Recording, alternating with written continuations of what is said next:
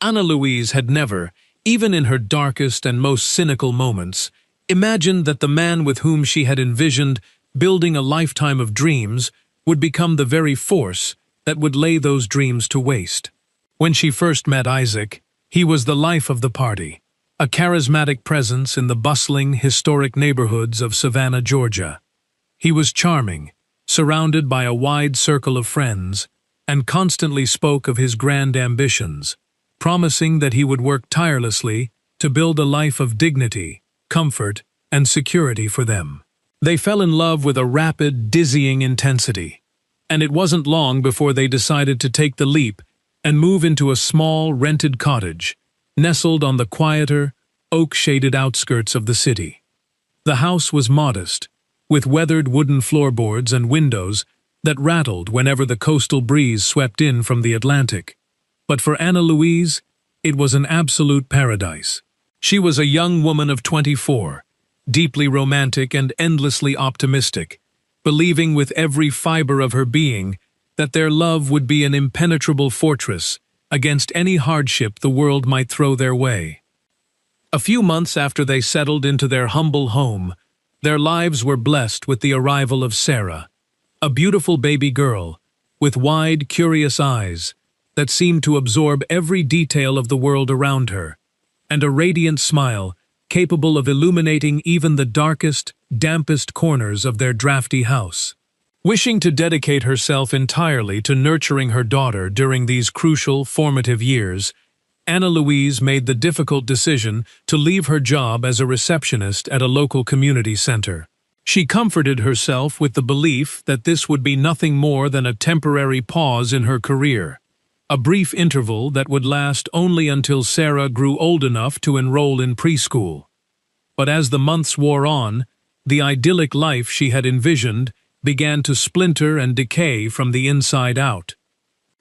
The change in Isaac was gradual at first, then terrifyingly swift. He began coming home later and later, his excuses wearing thinner with each passing week. Soon, the sharp, unmistakable odor of cheap whiskey and stale beer would precede him, drifting through the front door before he had even turned the key in the lock. The promises he made, tearful, desperate vows that he would change, that he would stop drinking, that he would be the man she deserved, never lasted more than 2 or 3 agonizing days before he fell back into the same destructive patterns. As the weeks dissolved into months, his guilt curdled into resentment, and the gentle man Ana Louise had fallen in love with was replaced by a bitter stranger who took pleasure in her humiliation. "You're completely useless," Isaac would sneer, his voice dripping with venom as he stumbled into the kitchen, his eyes bloodshot and vacant. "You do nothing but sit here and live off my hard work. You'd be absolutely nothing without me." These cruel, degrading words quickly became the background music of Ana Louise's daily existence. To prevent these volatile arguments from escalating in front of their impressionable young daughter, she learned to lower her head, bite her lip, and swallow her pride, offering no resistance to his venomous tirades. Countless times, she would quietly excuse herself, retreating into the tiny, cold bathroom, just so she could turn on the faucet to drown out the sound of her weeping in silence. While little Sarah played innocently with her worn-out toys in the next room, completely oblivious to the storm raging within her home, the stack of unpaid bills on the kitchen counter grew taller and more menacing. The hard-earned money that should have gone toward rent, groceries, and utilities was instead swallowed up by the noisy taverns and neon-lit bars downtown. Despite the crushing weight of her anxiety, Ana Louise made it her absolute mission to ensure that Sarah's childhood remained untouched by this domestic horror. Every single night, without fail, she would tuck her daughter into bed with a warm, protective embrace and a soothing bedtime story before the little girl closed her eyes to sleep. The breaking point arrived on a bitterly cold, damp Tuesday morning, when the winter fog hung low over the Savannah River. Without saying a single word, Isaac began packing his few belongings, stuffing his worn denim jeans and t-shirts into a faded canvas backpack. He pulled his favorite tattered baseball cap low over his forehead, the cap he virtually never took off, and walked deliberately toward the front door. He did not look at Anna Louise, nor did he cast a glance toward the small hallway where their daughter's tiny shoes were neatly lined up. He paused at the threshold, and with a chilling, detached coldness that made her shiver, he uttered the words that would shatter her world into a million pieces. "I don't love you anymore, Anna. I'm completely suffocated by this life, and I'm done. You're on your own now. Figure it out." Terrified, her heart hammering wildly against her ribs, Anna Louise lunged forward and desperately grabbed his arm, her eyes pleading through a thick veil of hot tears. "Isaac, please, you can't do this," she sobbed, her voice cracking with desperation. "What about me? What about Sarah? She's only 4 years old. How can you just walk away from your own daughter?" He did not flinch, nor did he look her in the eyes. He simply shrugged his shoulders, with an icy, agonizing indifference, shaking her hand off his jacket, as if she were nothing more than a minor annoyance. "That's your problem, not mine," he muttered flatly. The heavy wooden door slammed shut behind him, the sound echoing through the empty rooms like a gunshot. An oppressive, suffocating silence immediately descended upon the house. In that devastating, motionless instant, the sheer gravity of her situation crashed down upon Anna Louise's shoulders. She realized with absolute, terrifying clarity that she was completely and utterly alone. She had no job, no savings, no college degree, and a 4-year-old daughter whose entire survival, well-being, and future now depended solely and exclusively on her. That night, as she lay in bed clutching a sleeping Sarah tightly against her chest, the tears finally stopped flowing, replaced by a cold, fierce resolve. She made a quiet, solemn vow to her daughter and to herself. She did not yet know how, nor did she know where she would find the strength, but she would rebuild their lives from the ashes of this abandonment. The very morning after Isaac walked out, Anna Louise woke up long before the first rays of the Georgia sun could pierce through the heavy morning fog. She sat on the edge of her bed, looking down at the peaceful, innocent face of little Sarah, who was still fast asleep, completely unaware of the cataclysm that had reshaped her world. Anna Louise took a deep, shuddering breath and closed her eyes, consciously pushing down the rising tide of panic. There was simply no more time left for her to cry. Her daughter needed to eat, her daughter needed to be dressed, and most importantly, her daughter needed to see her mother smile, even if Anna Louise's heart was fractured into 1,000 jagged pieces. For several grueling weeks, Anna Louise embarked on a relentless, exhausting search for employment, walking the historic, cobblestone streets of Savannah until her feet were blistered and swollen. She knocked on every door she passed, entering supermarkets, local bakeries, clothing boutiques, and busy corporate offices. In nearly every establishment, she was met with the exact same polite, dismissive response from managers who barely looked her in the eyes. "We'll keep your resume on file and give you a call if anything opens up." But the phone never rang. Without any recent professional experience on her resume and lacking a higher education degree, she returned home each evening more discouraged, exhausted, and terrified than the day before. Meanwhile, their meager financial resources dwindled to nothing, while the pile of demanding bills continued to accumulate. Out of sheer desperation, Anna Louise began to sell off the few possessions of value they owned. First went the small television set from the living room, which fetched barely enough cash to buy groceries for a week. Next was the microwave, sold to a local pawn shop. Just a few days later, she was forced to make the agonizing decision to sell their refrigerator, replacing it with a small, cheap plastic cooler filled with bags of ice to keep Sarah's milk from spoiling. Each piece of furniture that was carried out of their small cottage felt like a physical extraction of her soul, carrying away a piece of the fragile hope she was fighting so hard to maintain.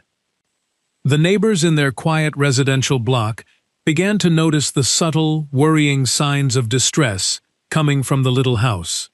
Mrs. Clara, an elderly, kind-hearted widow who lived next door and spent her afternoons tending to her rose bushes, appeared at Anna Louise's front door one morning. In her frail, trembling hands, she carried a heavy canvas grocery bag overflowing with bags of white rice, pinto beans, fresh milk, a loaf of honey wheat bread, and a few gently used children's clothes that her own grandchildren had outgrown. Anna Louise's immediate instinct was to politely decline the charity, her pride stinging, but as she looked at the food, the dam of her emotions finally broke. She collapsed into the older woman's arms, weeping uncontrollably as Mrs. Clara held her tightly, whispering words of comfort and reassurance into her hair. Just when she thought things could not possibly get any worse, another devastating blow struck. Because she had been forced to choose between buying food and paying the utility bills, the electric company cut off their power. When the light bulbs suddenly flickered and died, plunging the house into darkness, little Sarah looked up from her coloring book, her eyes wide with innocent confusion. "Mommy, did the lights go sleepy by?" she asked. Anna Louise forced a bright, cheerful smile onto her face, swallowing the lump of sorrow in her throat so she wouldn't frighten her daughter. "Actually, sweetie, we're going to play a super fun game tonight," she said, her voice dripping with artificial enthusiasm. "We are going to go camping right here in the living room." She lit a few old candles she found in the kitchen drawer, creating a warm, flickering glow. But the moment Sarah turned her back to play with her dolls in the candlelight, Anna Louise turned her face toward the dark corner of the room, silently wiping away the hot, bitter tears that slid down her cheeks. Later that same night, after the candles had burned down and Sarah had finally fallen into a deep, peaceful sleep on their makeshift living room bed, Anna Louise knelt down on the hard, cold wooden floor. With her hands tightly clasped together and her eyes brimming with tears, she poured her heart out in a desperate, whispered prayer that would ultimately alter the entire course of her life. "Lord, I am not asking you for riches, and I am not asking for an easy path," she sobbed softly into the quiet room. "I only ask for an opportunity, just one door to open. Please, write a new story for me and my beautiful daughter. Give me the chance to stand on my own 2 feet. She did not know it then, but the universe was already aligning, preparing a compassionate soul to cross her path at the exact moment she needed it most. The following morning, Anna Louise resolutely wiped away her tears, washed her face with cold water, dressed Sarah in her neatest clothes, and walked her to the local community daycare center. Before she closed the front door of her darkened home, she looked up at the vast gray Georgia sky and whispered, "Lord, I place my trust in you." She had absolutely no idea that this ordinary chilly day would be the one that would completely rewrite her destiny. After dropping Sarah off, Anna Louise was walking aimlessly down the street, her mind clouded with worry, when her eyes were drawn to the imposing, red brick facade of the city's largest medical center. Near the main sliding glass entrance, posted on a public bulletin board, was a simple, printed flyer. "Help wanted. Environmental services, cleaning assistant. Apply within." Her heart began to race, a sudden surge of warmth washing over her as she remembered her prayer from the night before. With trembling hands, she walked through the doors and approached the main reception desk, asking for an application. The receptionist, a kind woman with a warm smile, handed her the paperwork and explained that the hiring supervisor happened to be conducting open interviews that very morning. Anna Louise offered a silent, overwhelming prayer of thanks and sat down in the waiting area, clutching her worn purse tightly to stop her hands from shaking.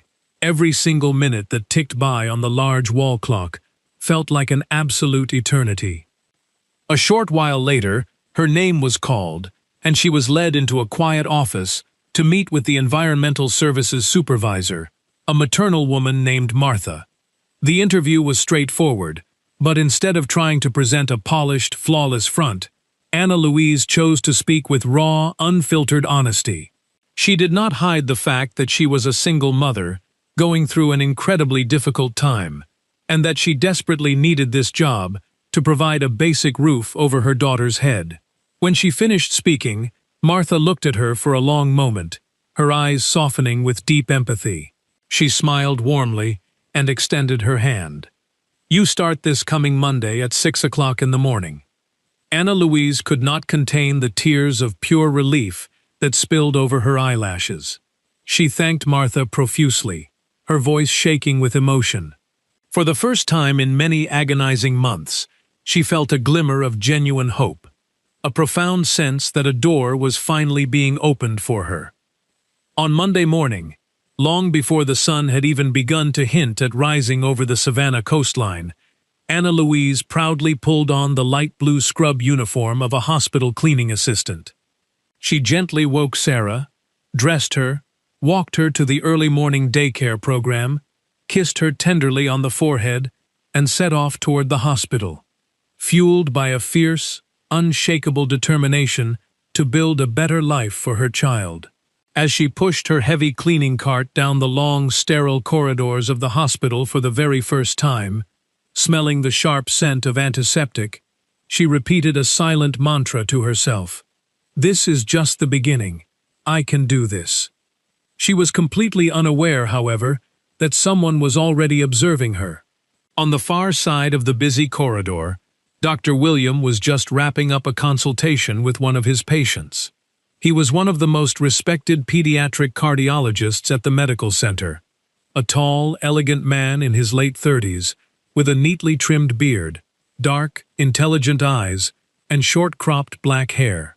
He possessed a calm, commanding presence, yet there was an undeniable warmth in the way he interacted with everyone he met. As he stood talking to a colleague, his gaze briefly connected with Anna Louise as she diligently mopped the tiled floor nearby. Sensing his gaze, she quickly lowered her head out of professional courtesy and continued her work, steering her cart down the hallway. William stood frozen for a moment, watching her retreat.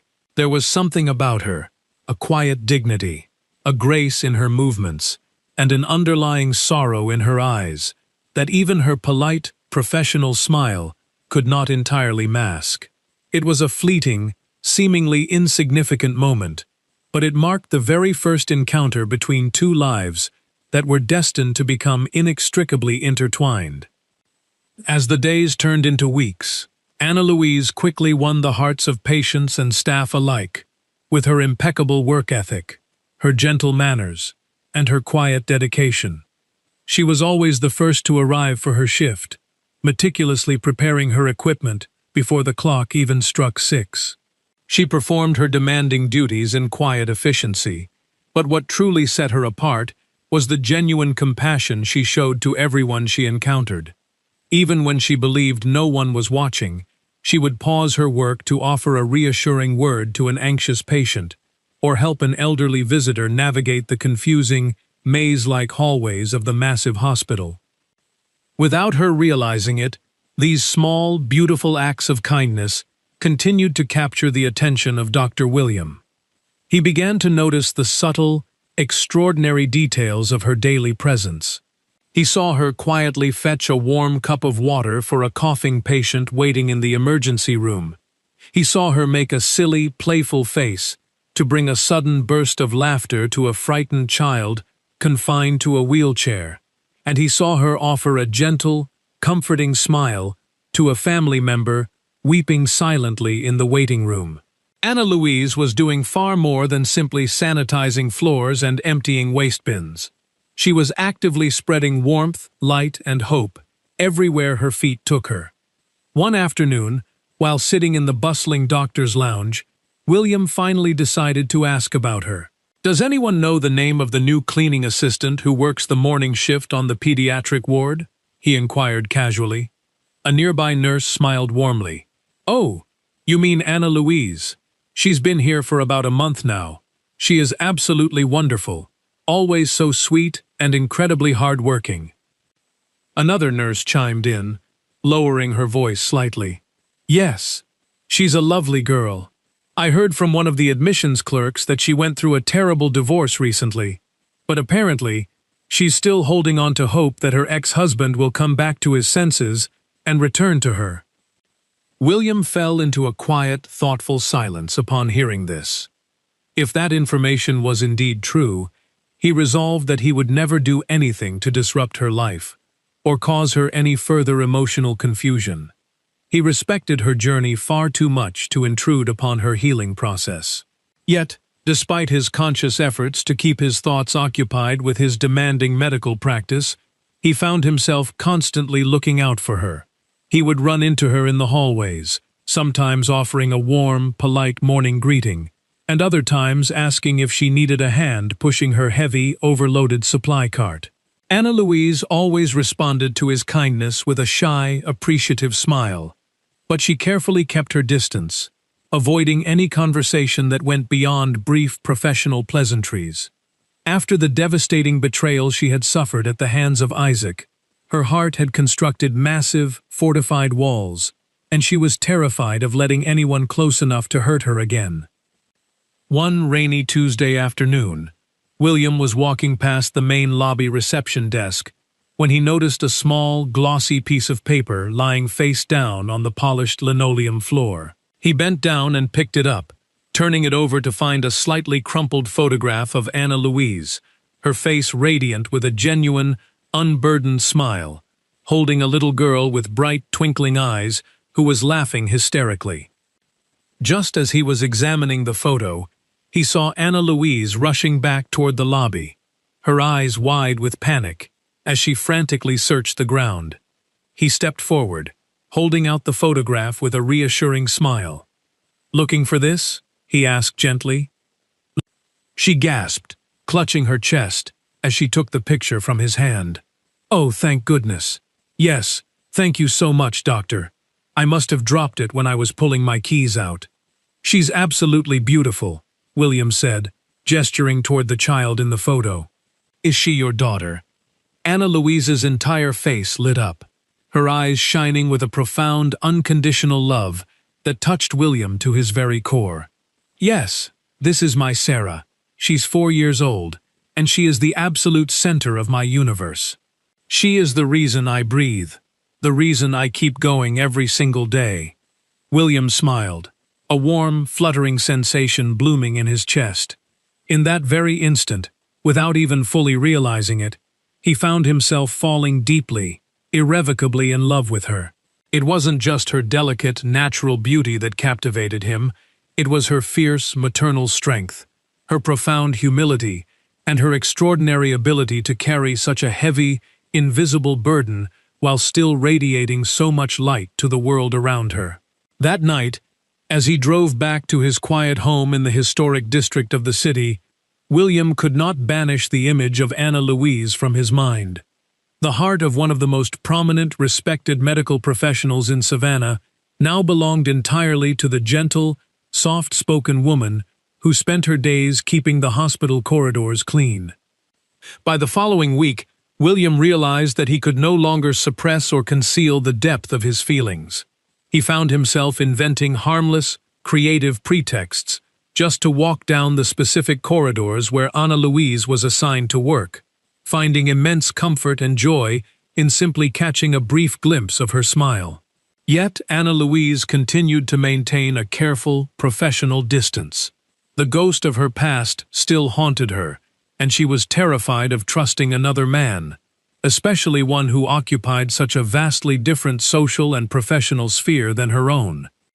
A few weeks later, during a quiet afternoon break, William gathered his courage and sat down at a small table near hers, in the hospital's crowded cafeteria. The conversation started with simple, safe topics. He asked how she was adjusting to the demands of her shift, and if she felt comfortable with the hospital staff. Anna Louise answered him with her characteristic politeness, completely unaware that this highly esteemed physician was hanging on to her every word, desperately searching for any excuse to prolong their conversation and remain by her side for just a few minutes longer. Over the course of the next several weeks, through gradual, comfortable conversations, William finally learned the true story of her past. She wasn't pining for her ex-husband at all. The truth was far more painful. Isaac had abandoned her and their young daughter without a single penny, leaving them to face eviction and starvation without ever looking back. Hearing the raw pain in her voice, William felt a tight, painful constriction in his chest. In that quiet moment of shared vulnerability, he made a silent, sacred promise to himself that he would do everything within his power to bring joy, security, and laughter back into her life. A few days later, a sudden torrential downpour rolled over the city just as the afternoon shift was ending. Standing near the main exit, William spotted Anna Louise waiting under the building's concrete awning, shivering in the damp, chilly air as she watched for her bus, her clothes already partially soaked by the driving rain. Without a second thought, he walked briskly to the parking lot, drove his car around to the front entrance, and rolled down the passenger window. "Anna, please, let me give you a ride home," he called out warmly. "It's pouring, and the buses are going to be delayed for hours." She hesitated, looking up at the dark, stormy sky, and then back at the kind, earnest expression on the doctor's face. For a fleeting second, her deeply ingrained fear and self-defense mechanisms urged her to politely decline, but there was something so inherently safe, gentle, and trustworthy about William that her defenses began to melt.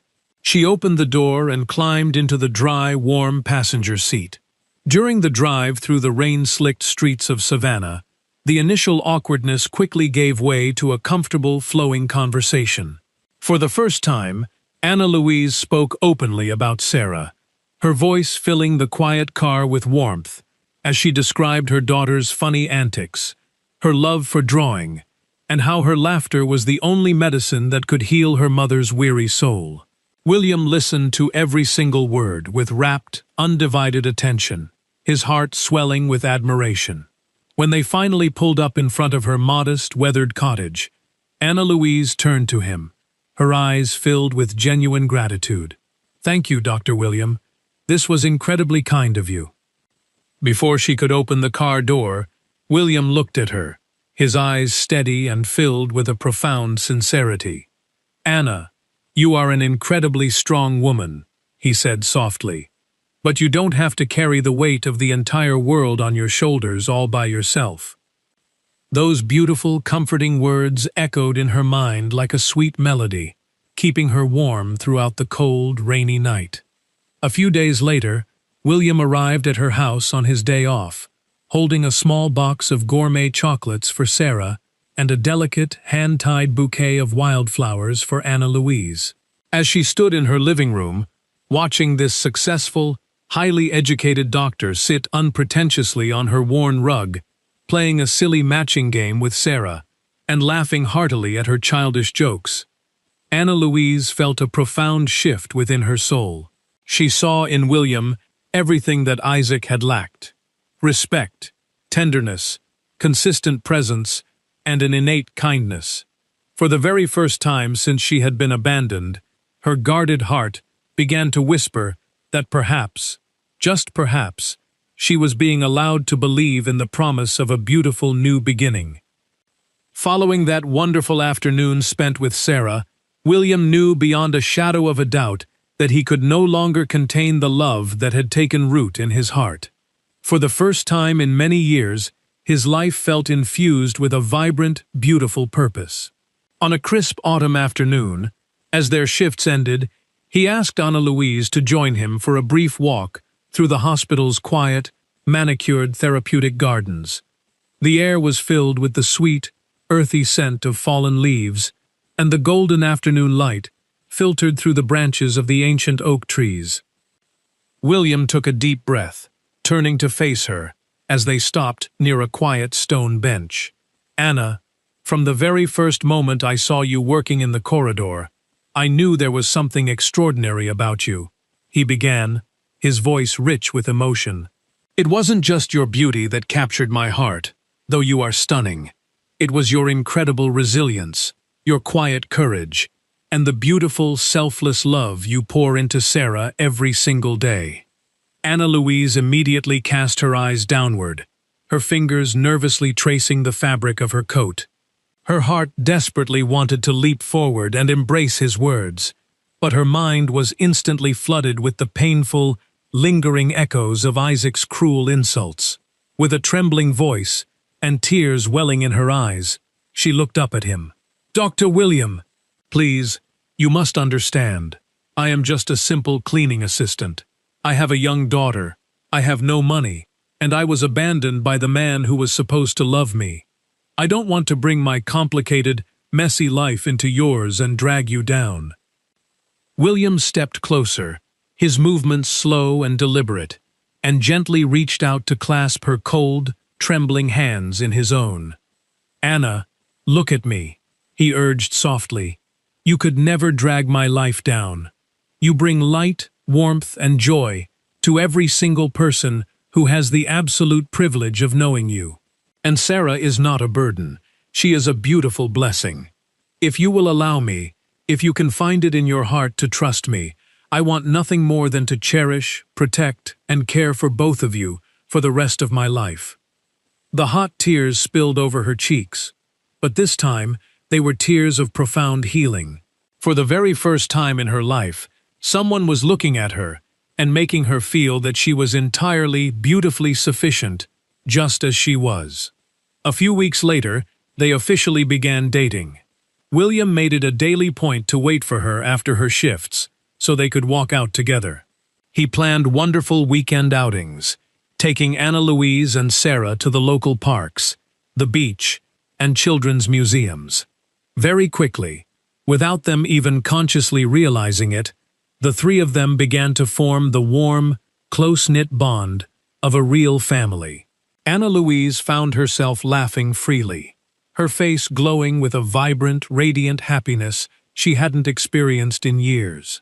On a lovely, sunny Sunday afternoon, William decided the time had come to introduce Anna Louise to his mother, Mrs. Susan. Mrs. Susan was a prominent figure in Savannah's elite social circles, an elegant, formidable woman who placed immense value on family lineage, social status, and proper societal standing. The moment Anna Louise walked through the grand double doors of Mrs. Susan's historic mansion, holding little Sarah's hand, the atmosphere in the room turned icy cold. Mrs. Susan's polite, aristocratic smile instantly vanished, replaced by a rigid, disapproving stare. They had barely sat down at the formal, polished mahogany dining table for lunch, when Mrs. Susan turned her sharp, critical gaze toward her son, completely ignoring Anna Louise's presence. "William, darling, I must confess I am utterly bewildered," she said, her voice dripping with aristocratic condescension. "I certainly expected that my only son, a highly respected physician, would choose a future partner who didn't come with the baggage of another man's child, let alone someone from such a different walk of life." An oppressive, agonizing silence fell over the dining room. Anna Louise felt as though she had been struck physically, her heart fracturing all over again. The painful memory of being told she was worthless rushed back with a vengeance. She refused to let herself be diminished like this again.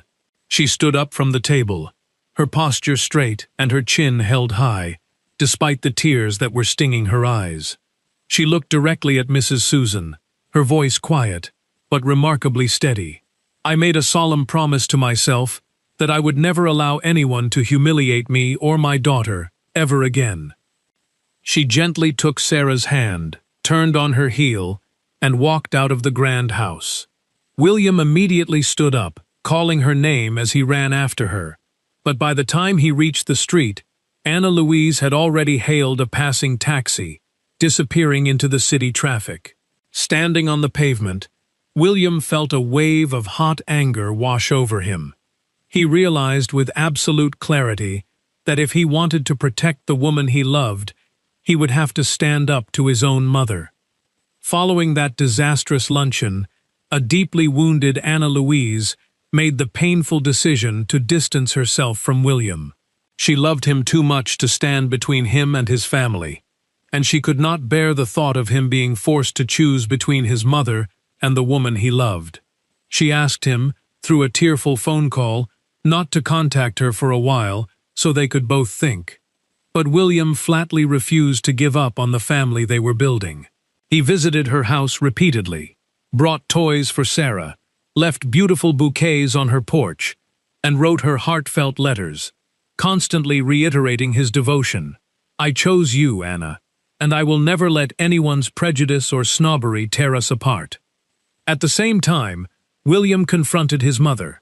For the very first time in his life, he defied her authority, making it clear that he would not sacrifice his personal happiness for the sake of social appearances. He told Mrs. Susan that if she could not accept Anna Louise and Sarah, she would lose him as well. Despite the cold rejection she had suffered, Anna Louise harbored no bitterness. She wanted to show Mrs. Susan that her love for William was pure, and that she was a woman of character. Over the next few weeks, whenever she knew William was visiting his mother, she would send along small, thoughtful gestures, sometimes a simple card, other times a delicious peach cobbler she had baked herself. But Mrs. Susan remained cold, dismissively setting the gifts aside without a word of appreciation. Finally, Anna Louise decided to make one last, sincere attempt. She pooled together a portion of her hard-earned savings and purchased a bottle of delicate, rare lavender perfume. She brought it to Mrs. Susan's home herself. When the older woman opened the door, Anna Louise offered a gentle, sad smile. "Mrs. Susan, this will be the very last time I trouble you," she said softly. "I do not wish to force my presence where I am not welcome. I only wanted to leave you with this small token, and to sincerely wish you nothing but happiness." She handed her the gift, turned, and quietly walked away. Curious and slightly unsettled, Mrs. Susan slowly opened the elegant wrapping and sprayed a small mist of the perfume onto her wrist. The moment the sweet, familiar scent reached her senses, she froze, her heart stopping in her chest.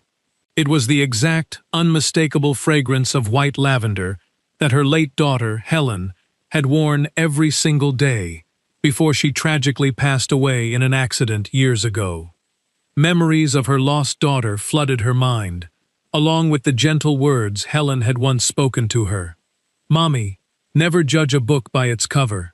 Always look at the beauty of a person's heart."